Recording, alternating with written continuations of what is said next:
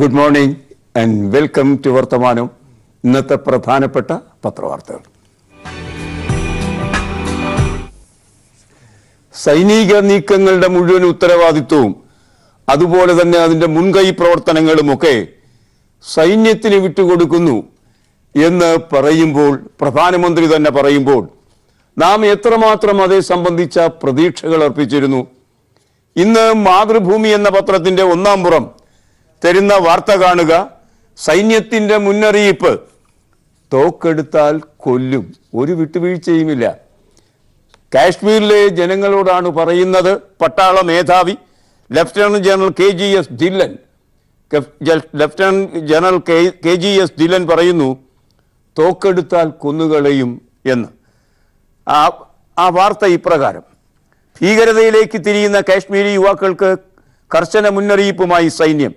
തോക്കെടുക്കുന്നവരെ കൊല്ലാമെന്ന് കരസേനയുടെ ശ്രീനഗർ ആസ്ഥാനമായുള്ള Chinar core commander lieutenant general KGS Dhillon പ്രഖ്യാപിച്ചു. വഴിതെറ്റിയ യുവാക്കളെ കീഴടങ്ങാനും മുഖ്യധാരയിലേക്ക് വരാനും അമ്മമാർ പ്രേരിപ്പിക്കണമെന്നും അദ്ദേഹം ആവശ്യപ്പെട്ടു. പുൽവാമ ഭീകരാക്രമണത്തിന്റെ പശ്ചാത്തലത്തിൽ CRPF IG സുൽഫിക്കർ ഹസനും കാശ്മീർ പോലീസ് IG SP പാനിക്കും ഒപ്പം ശ്രീനഗറിൽ നടത്തിയ പത്രസമ്മേളനത്തിലാണ് ലഫ്റ്റനന്റ് ജനറൽ ധില്ലന്റെ പ്രഖ്യാപനം. ദേശദ്രോഹികൾ യുവാക്കളെ മൗലികവാദികളാക്കുന്നത് തുടരുകയാണ്. ഇത് ആശങ്കയുണ്ടാക്കുന്നതാണ്. എങ്കിലും സുരക്ഷാ പ്രവർത്തകരുടെയും സാമൂഹ്യ പ്രവർത്തകരുടെയും പ്രവർത്തനം കാരണം ഇത് കുറയുന്നുണ്ട്. ഇക്കാര്യത്തിൽ യോജിച്ചുള്ള പ്രവർത്തനം തുടരും. 100 മണിക്കൂറിനകം തിരിച്ചടി നൽകി എല്ലാത്തിനും എന്നാണ് അദ്ദേഹം അവകാശപ്പെടുന്നത്. പുൽവാമയിൽ 40 CRPF ജവാന്മാരുടെ മരണത്തിനിടയാക്കിയ ഭീകരാക്രമണത്തിന് 100 മണിക്കൂറിനകം കാശ്മീരിലെ ജെയ്ഷെ മുഹമ്മദ് നേതൃത്വത്തെ തുടച്ചു നീക്കി എന്ന് ലഫ്റ്റനന്റ് ജനറൽ ധില്ലൻ പറയുകയും ചെയ്തു. തുടച്ചു നീക്കി കഴിഞ്ഞു എന്നാണ് അവകാശവാദം. ആക്രമണ രീതി ഇപ്പോൾ ഇന്ത്യയിൽ ആദ്യമായാണ്. സ്ഫോടക വസ്തുക്കൾ നിറച്ച വണ്ടി നേരെ കൊണ്ടുവന്ന് ഇടിച്ച് നടത്തുന്ന ചാവേർ ആക്രമണം ഇന്ത്യയിൽ ആദ്യം. സ്ഫോടക വസ്തുക്കൾ നിറച്ച കാർ ഓടിച്ചു കയറ്റിയുള്ള തരം ആക്രമണം കാശ്മീരിൽ ആദ്യമായാണ്. സിറിയയിലും അഫ്ഗാനിസ്ഥാനിലും പാകിസ്ഥാനിലുമൊക്കെ ഇത്തരത്തിൽ നടന്നിട്ടുണ്ട്. ഈ രീതി ഇവിടെയും തുടങ്ങിയ സാഹചര്യത്തിൽ ഭാവിയിൽ അത് നേരിടാൻ സൈന്യം സജ്ജമാണ് എന്നുകൂടി ലഫ്റ്റനന്റ് ജനറൽ പറഞ്ഞിരിക്കുന്നു എന്നും ഈ വാർത്ത നമ്മോട് പറയുന്നു. കാര്യങ്ങൾ പൂർണ്ണമായും പട്ടാളത്തിന് വിട്ടുകൊടുത്താൽ പട്ടാളത്തിന് അറിയുന്ന ഒരേ ഭാഷ ശത്രുക്കൾ തോക്കെടുത്താൽ കൊല്ലും എന്നതാണ്. പക്ഷേ ഇവിടെ ശത്രുക്കൾ അതിർത്തി കടന്ന് പാകിസ്ഥാനിലൊന്നുമല്ല. നമുക്കറിയാം, ഈ വണ്ടിയിൽ സ്ഫോടക വസ്തു നിറച്ചു പോയയാൾ കാശ്മീരി യുവാവ് തന്നെയാണ്. കാശ്മീരിലെ ജനങ്ങളുടെ നേരെയാണ് വെല്ലുവിളി എന്ന നിലയ്ക്ക് വേണം ഇത് കണക്കിലെടുക്കാൻ. കാരണം കാശ്മീരിലെ ജനങ്ങളെ കഴിഞ്ഞ 5 വർഷത്തെ ഭരണം കൊണ്ട് ഏകദേശം ബഹുഭൂരിപക്ഷം കാശ്മീരി ജനതയെയും ശത്രുക്കളാക്കി മാറ്റാൻ ഈ BJP ഭരണത്തിൻ്റെ കീഴിൽ കഴിഞ്ഞിട്ടുണ്ട്. അവസാനം നടന്ന തെരഞ്ഞെടുപ്പിൽ 2% ഒരു മണ്ഡലത്തിൽ നടന്ന തെരഞ്ഞെടുപ്പിൽ വോട്ടിംഗ് ഉണ്ടായത്. അത് ചെറിയ ഒരു കാര്യമല്ല. 70%-ലധികം ആളുകളും സർക്കാരിൻ്റെ ഈ രീതികളിലോട് അല്ലെങ്കിൽ സർക്കാരിൻ്റെ തെരഞ്ഞെടുപ്പ് പ്രക്രിയയിലോട് മുഖം തിരിക്കുന്നു എന്ന് പറഞ്ഞാൽ കാശ്മീരിലെ ഭൂരിപക്ഷം ജനങ്ങളും സർക്കാരിൻ്റെ ഭരണക്രമത്തിൽ, കേന്ദ്ര സർക്കാരിൻ്റെ ഇടപെടലുകളിൽ അല്ലെങ്കിൽ സൈന്യത്തിൻ്റെ വിന്യാസത്തിൽ ഒന്നും സംതൃപ്തരായി കഴിയുന്നവരല്ല. അത്തരമൊരു സാഹചര്യത്തിലാണ് അവിടെയുള്ള പ്രശ്നം സൈനികർക്ക് വിട്ടുകൊടുക്കുന്നത്. സൈനികർക്ക് പ്രശ്നങ്ങൾ വിട്ടുകൊടുത്ത ഒരിടത്തും അത് പരിഹാരം കണ്ടിട്ടില്ല എന്ന് നാം മനസ്സിലാക്കണം. കാര്യം സൈന്യം പരിഹരിക്കുന്ന വിഭാഗമല്ല, തോക്കെടുത്താൽ കൊല്ലുമെന്ന് ഭയപ്പെടുത്തി കീഴടക്കുന്ന വിഭാഗമാണ്. ഇന്ത്യയിൽ മുസ്ലിം ഭൂരിപക്ഷമുള്ള ഏക സംസ്ഥാനമാണ് കാശ്മീർ എന്ന് നാം ഓർക്കണം. അതുകൊണ്ട് തന്നെ അവിടെ സവിശേഷ പ്രശ്നങ്ങൾ ഉണ്ടാകും എന്ന് കാണണം. അതുമാത്രമല്ല, ഒരു മുസ്ലിം രാജ്യമെന്ന് വിശേഷിപ്പിക്കാവുന്ന പാകിസ്ഥാന്റെ അതിർത്തി സംസ്ഥാനം കൂടിയാണത്. പലവിധ കാര്യങ്ങളുണ്ട്. പ്രത്യേക പരിഗണന ആ സംസ്ഥാനത്തിന് നൽകുന്ന കാര്യത്തിൽ തോക്കിൻ്റെ ഭാഷയല്ല, വാക്കിൻ്റെ ഭാഷ തന്നെയാണ് അവിടെ ഉപയോഗിക്കേണ്ടത്. അതായത് ചർച്ചയിലൂടെ പരിഹാരം കാണുന്നതിന് പകരം തോക്കിലൂടെ ആ പരിഹാരം കണ്ടെത്താൻ ശ്രമിച്ചാൽ ചർച്ചയുമില്ല, തോക്കുമില്ല എന്ന നിയന്ത്രണാതീതമായ ഒരു കയോട്ടിക്കായ സിറ്റുവേഷൻ, അലങ്കോലമായ ഒരവസ്ഥ സൃഷ്ടിക്കപ്പെടും. സൈന്യമല്ല കാര്യങ്ങൾ ചെയ്യേണ്ടത്. തെരഞ്ഞെടുക്കപ്പെട്ട അധികാരികൾ ഉള്ളിടത്ത് സൈന്യത്തിന് എന്താ പറയുക, നൽകുന്ന നിർദ്ദേശങ്ങൾ പാലിക്കാനുള്ള അവകാശമേ ഉണ്ടാകാവൂ. കൃത്യമായി പറഞ്ഞാൽ സൈന്യത്തിൻ്റെ മേൽ പ്രതിരോധ സെക്രട്ടറി ഉണ്ട്, അതിനുമേൽ പ്രതിരോധ മന്ത്രിയുണ്ട്, സർവോപരി എല്ലാത്തിനും മേൽ പ്രധാനമന്ത്രിയുമുണ്ട്. പ്രധാനമന്ത്രിയും പ്രതിരോധ മന്ത്രിയും പ്രതിരോധ സെക്രട്ടറിയും തങ്ങളുടെ ഉത്തരവാദിത്വം സൈന്യത്തിന് വിട്ടുകൊടുത്താൽ അപകടത്തിലാവുന്നത് ജനങ്ങളുടെ ജീവിതമായിരിക്കും. തോക്ക് കണ്ട് കളിക്കേണ്ട ജനത, തോക്കുകൊണ്ട് നിയന്ത്രിക്കേണ്ട ജനതയല്ല ഇന്ത്യൻ യൂണിയനിൽ ചേർന്ന കാശ്മീരിലെ ഭൂരിപക്ഷം മുസ്ലിങ്ങളും. ആ സവിശേഷത കാണാതെ ഇത്തരം പ്രലോഭനങ്ങൾ എവിടെയൊക്കെ കാര്യങ്ങൾ എത്തിക്കും എന്ന് കണ്ടു തന്നെ അറിയണം. മാതൃഭൂമിയുടെ ഒന്നാം പുറം തരുന്ന മറ്റൊരു വാർത്ത, അന്തരിച്ച കൊല ചെയ്യപ്പെട്ട വസന്തകുമാറിന്റെ കുടുംബത്തിന് 25 ലക്ഷം രൂപ സർക്കാർ നൽകുന്നു, ഭാര്യയ്ക്ക് ജോലിയും നൽകുന്നു. പുൽവാമയിൽ CRPF ജവാന്മാർക്ക് നേരെയുണ്ടായ ഭീകരാക്രമണത്തെ മന്ത്രിസഭാ യോഗം അപലപിച്ചു. ആക്രമണത്തിൽ കൊല്ലപ്പെട്ട വയനാട് സ്വദേശി VP വസന്തകുമാറിന്റെ കുടുംബത്തിന് 25 ലക്ഷം രൂപ സഹായവും ഭാര്യയ്ക്ക് വെറ്റിനറി സർവകലാശാലയിൽ അസിസ്റ്റന്റ് തസ്തികയിൽ സ്ഥിരം നിയമനവും നൽകാൻ തീരുമാനമായി. കുട്ടികൾക്ക് എത്രത്തോളം പഠിക്കാമോ അതിൻ്റെ ചിലവ് മുഴുവൻ കേരള സർക്കാർ വഹിക്കും. അതുമാത്രമല്ല, 25 ലക്ഷം രൂപ കൊടുക്കുമ്പോൾ 15 ലക്ഷം രൂപ ഭാര്യയ്ക്കും 10 ലക്ഷം രൂപ അദ്ദേഹത്തെ ആശ്രയിച്ചു കഴിഞ്ഞ അമ്മയ്ക്കുമായാണ് നൽകുന്നത് എന്നും ഇന്നലത്തെ തീരുമാനങ്ങളിലുണ്ട്. ആക്രമിച്ചാൽ തിരിച്ചടിക്കും പാകിസ്ഥാൻ, അങ്ങനെയാണ് അത് പോകുന്നത്. തോക്കെടുത്താൽ കൊല്ലും എന്ന് ഇവിടെ നിന്ന് പറയുമ്പോൾ ആക്രമിച്ചാൽ തിരിച്ചടിക്കുമെന്ന് പാകിസ്ഥാൻ പറയുന്നു. മാധ്യമം ഒന്നാം പുറത്ത് ആ വാർത്തയും തരുന്നു. അങ്ങനെ വാഗ്വാദങ്ങളിലൂടെ വാക്കുകളുടെ യുദ്ധമാണ് നടക്കുന്നത്. ഇന്ത്യ ആക്രമിച്ചാൽ തിരിച്ചടിക്കുമെന്ന് പാകിസ്ഥാൻ പ്രധാനമന്ത്രി ഇമ്രാൻഖാൻ പുൽവാമ സംഭവത്തിന്റെ പേരിൽ ഒരു തെളിവുമില്ലാതെ പാകിസ്ഥാനെ പഴിചാരുകയാണ്. ഏതെങ്കിലും പാകിസ്ഥാനിക്ക് പങ്കുണ്ടെന്ന് വ്യക്തമാക്കുന്ന തെളിവ് ലഭിച്ചാൽ നടപടിയെടുക്കും. യുദ്ധം തുടങ്ങാൻ എളുപ്പമാണ്, പക്ഷേ പിന്നീട് അതെന്തായിത്തീരുമെന്ന് ദൈവത്തിന് മാത്രം അറിയുന്ന കാര്യമാണ്. ആ പറഞ്ഞ കാര്യത്തിൽ ഒരു യുക്തിയുണ്ട്. യുദ്ധം തുടങ്ങാൻ എളുപ്പമാണ്, ഒരു ഹ്രസ്വകാല യുദ്ധമാണ് ഇന്ത്യ ആഗ്രഹിക്കുന്നത് എങ്കിൽ, നടപ്പാക്കാൻ ആഗ്രഹിക്കുന്നത് എങ്കിൽ, അതാണ് പദ്ധതിയെങ്കിൽ, സൈനികരുടെ മനസ്സിലുള്ള പദ്ധതിയെങ്കിൽ, ആ യുദ്ധം എപ്പോൾ തീരണമെന്ന് തീരുമാനിക്കുന്നത് ശത്രു കൂടിയായ പാകിസ്ഥാനായിരിക്കും. കീഴടങ്ങില്ല എന്ന് പറഞ്ഞാൽ ഒരു ഹ്രസ്വകാല യുദ്ധം എത്ര കാലം നീണ്ടുപോകുമെന്ന് ദൈവത്തിന് മാത്രമേ അറിയാവൂ എന്ന നിലയ്ക്ക് കാര്യങ്ങൾ നീളും. അതുമാത്രമല്ല, പാകിസ്ഥാൻ എന്ന രാജ്യത്തിൻ്റെ പൊതു സവിശേഷത എന്ത് എന്ന് നാം മനസ്സിലാക്കണം. യുദ്ധത്തിലൂടെയും അതുപോലെ തീവ്രവാദത്തിലൂടെയും ഒക്കെ തകർന്ന് തരിപ്പണമായ ഒരു രാജ്യമാണ് പാകിസ്ഥാൻ. അതുകൊണ്ട് തന്നെ തീവ്രവാദ ഗ്രൂപ്പുകൾ യഥേഷ്ടം വിഹരിക്കുന്ന ഒരു സ്ഥലമാണ് അവിടെ.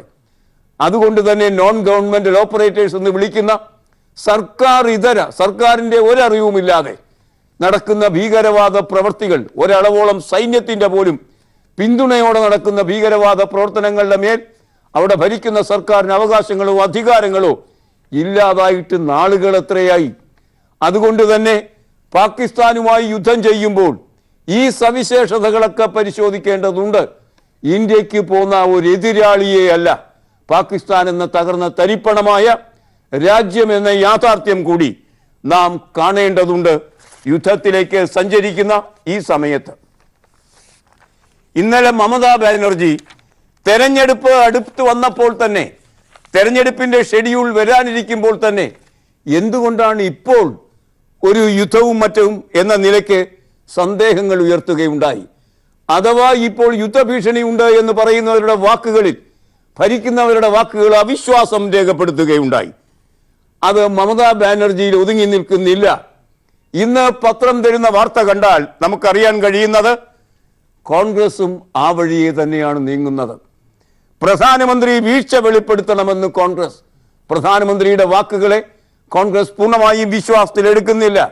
ജോർജ് കള്ളിവയലിൽ ആ വാർത്ത തരുന്നത് കാണുക. ഒന്നാം പേജിൽ പുൽവാമ ഭീകരാക്രമണത്തിൽ ഇന്ത്യയുടെ ഭാഗത്തു നിന്നുണ്ടായ വലിയ സുരക്ഷാ വീഴ്ചകളെക്കുറിച്ച് ഉള്ള സത്യം പ്രധാനമന്ത്രി നരേന്ദ്രമോദി വെളിപ്പെടുത്തണമെന്ന് കോൺഗ്രസ്. സത്യം പറയണം പ്രധാനമന്ത്രി എന്ന് പറഞ്ഞാൽ ഇപ്പോൾ പറയുന്നത് സത്യമല്ല എന്നുകൂടി അർത്ഥമുണ്ട്.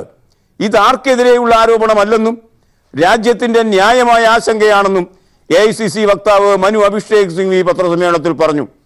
പുൽവാമയ്ക്ക് ശേഷം വളരെ ഉത്തരവാദിത്വത്തോടെ കോൺഗ്രസ് സംയമനം പാലിച്ചു. എന്നാൽ ചെറിയ സംഭവങ്ങളുടെ പേരിൽ പോലും 2014 മുമ്പ് പ്രധാനമന്ത്രിയുടെ രാജി ആവശ്യപ്പെടുകയും വളരെ പ്രകോപനപരമായ പ്രസ്താവനകൾ നടത്തുകയുമാണ് മോദി ചെയ്തത്. പാർലമെന്റ്, ഉറി, പുൽവാമ തുടങ്ങിയ ഭീകരാക്രമണങ്ങൾക്ക് ശേഷം കോൺഗ്രസ് അങ്ങനെ ചെയ്തില്ല.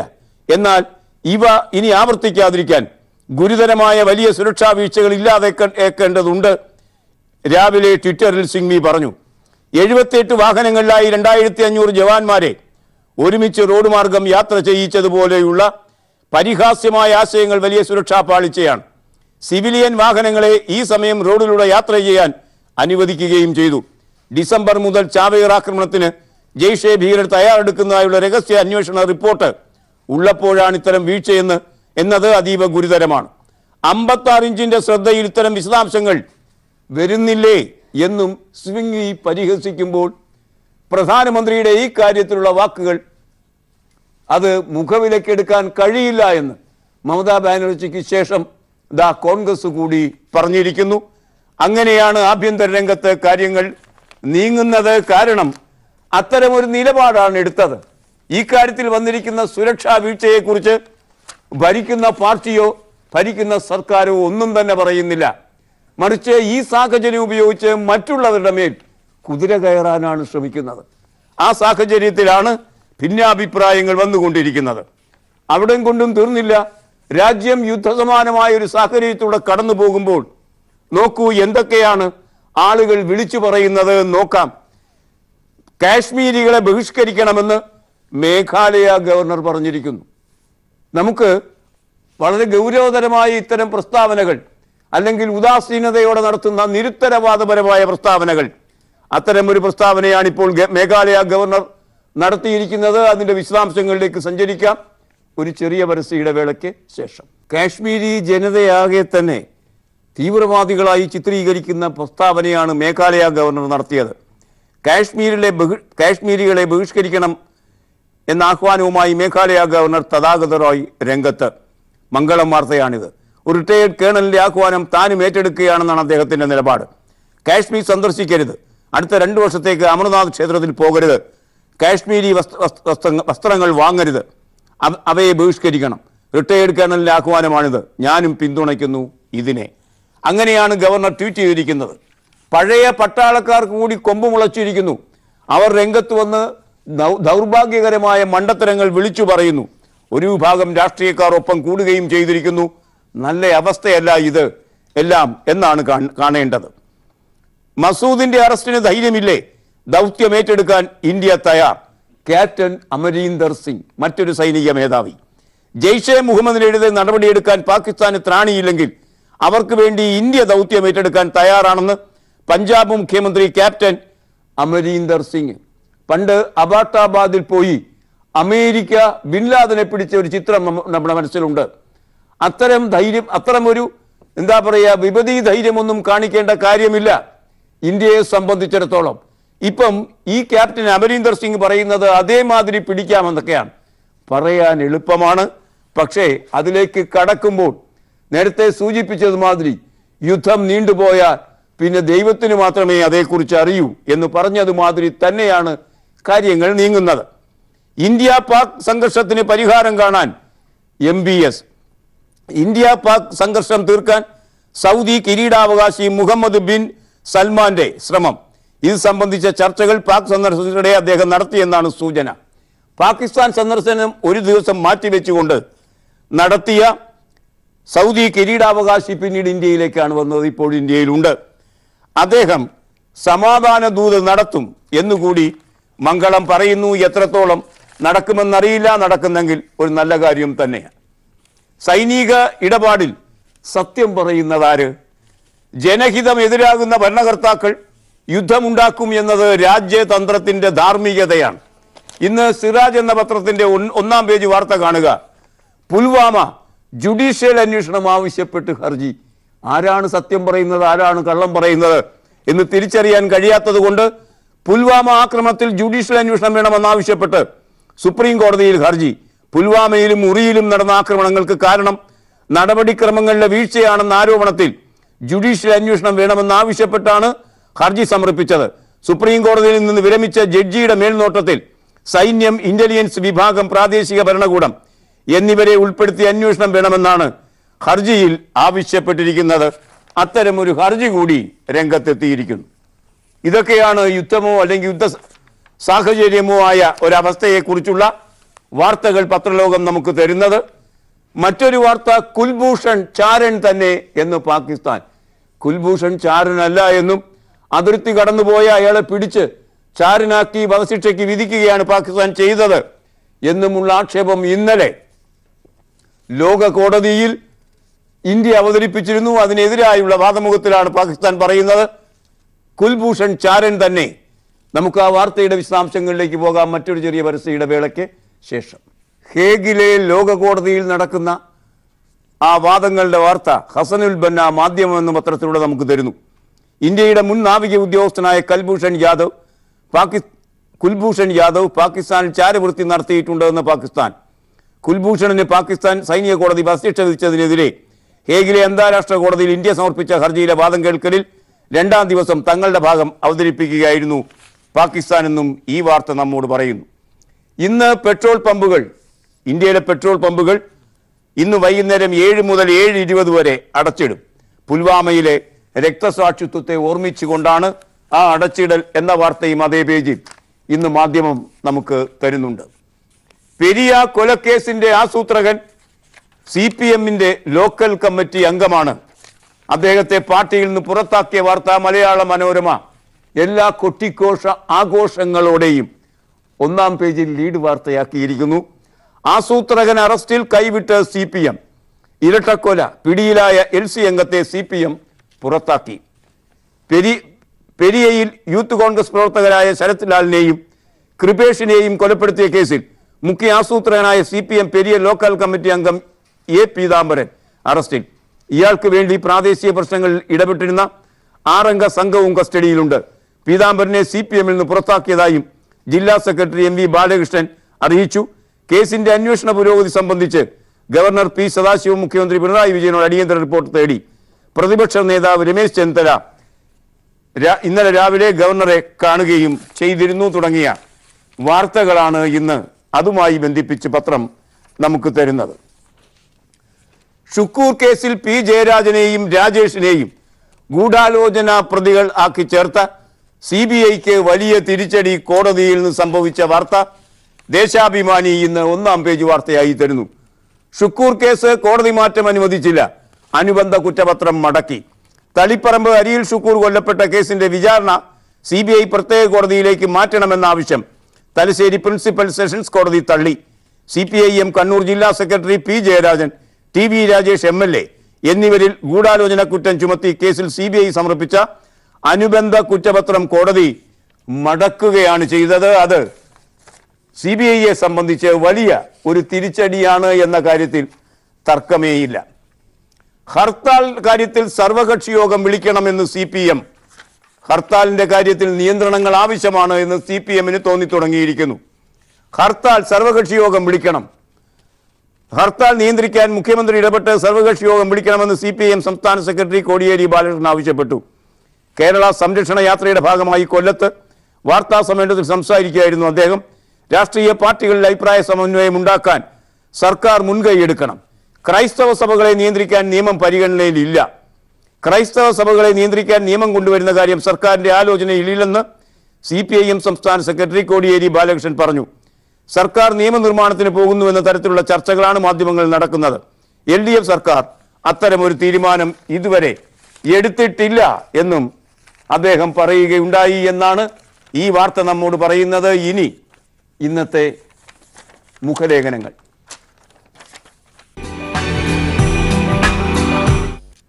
പിണറായി വിജയൻ സർക്കാർ 1000 ദിവസങ്ങൾ പിന്നിട്ടു. സംസ്ഥാന സർക്കാർ 1000 ദിനങ്ങൾ തികച്ചു, ഒന്നിച്ചു മുന്നേറി എന്ന ശീർഷകത്തിൽ ആ കാര്യത്തെക്കുറിച്ച് മുഖ്യമന്ത്രി പിണറായി വിജയൻ തന്നെ എഴുതിയ ലേഖനം ഇന്ന് എല്ലാ പത്രങ്ങളിലുമുണ്ട്. മാതൃഭൂമിയിൽ നമുക്കത് ഇങ്ങനെ വായിക്കാം. 2016 മെയ് 25 അധികാരത്തിലേറിയ ഇടതുപക്ഷ ജനാധിപത്യ മുന്നണി സർക്കാർ 1000 ദിവസം പൂർത്തിയാക്കിയിരിക്കുകയാണ്. അന്ന് തെരഞ്ഞെടുപ്പിനെ അഭിമുഖീകരിച്ച സമയത്ത് പ്രകടനപത്രികയിലൂടെ കേരളീയർക്ക് ചില വാഗ്ദാനങ്ങൾ നൽകിയിരുന്നു. 5 വർഷം കൊണ്ട് നടപ്പാക്കേണ്ട അവയിൽ മിക്കവാറും എല്ലാം തന്നെ 2.25 വർഷം കൊണ്ട് നടപ്പാക്കാൻ സാധിച്ചു എന്നത് വിജയമായി അദ്ദേഹം പറയുന്നു.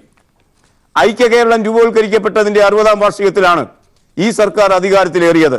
ഞങ്ങളെ നയിക്കുന്നത് ആദ്യ കേരള സർക്കാർ മുന്നോട്ട് വെച്ച കാഴ്ചപ്പാടുകളാണ്. ഭൂപരിഷ്കരണത്തിലൂടെയും കുടിയുടപ്പവകാശം നൽകിയതിലൂടെയും വിദ്യാഭ്യാസ നിയമം നടപ്പാക്കിയതിലൂടെയും കേരള സമൂഹത്തിൻ്റെ മുഖച്ഛായ തന്നെ മാറ്റിമറിച്ചു EMS മന്ത്രിസഭ.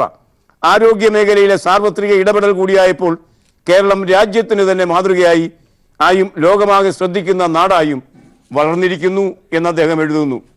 4 വർഷത്തിനിടയിൽ കേന്ദ്രത്തിലെ തൊഴിലുകൾ കുറഞ്ഞു എന്ന് വാർത്ത ഈയിടെ പുറത്തു വന്നിരുന്നു. കേരളത്തിലാകട്ടെ ഈ സർക്കാരിൻ്റെ കാലത്ത് ഈ 1000 ദിവസങ്ങൾ കഴിയുമ്പോൾ 1 ലക്ഷത്തോളം പേർക്കാണ് PSC വഴി നിയമനം നൽകിയത്. 20,000-ഓളം പുതിയ തസ്തികകൾ സൃഷ്ടിക്കുകയും ചെയ്തു. കുത്തകകൾക്കും കോർപ്പറേറ്റുകൾക്കും മാത്രം പ്രയോജനപ്പെടുന്ന നവ ഉദാരീകരണ നയങ്ങൾക്ക് ബദൽ അവതരിപ്പിച്ചുകൊണ്ട് മുന്നേറുകയാണ് കേരളത്തിലെ സർക്കാർ എന്നും പിണറായി വിജയൻ പറയുമ്പോൾ ആ ലേഖനത്തിൻ്റെ തൊട്ടു താഴെ ഈ 1000 ദിവസങ്ങൾ പാഴായിപ്പോയ 1000 ദിവസങ്ങളാണ് എന്ന വിലയിരുത്തൽ പ്രതിപക്ഷ നേതാവ് നടത്തുകയും ചെയ്യുന്നു. ഇനി ഇന്നത്തെ ചിത്രം.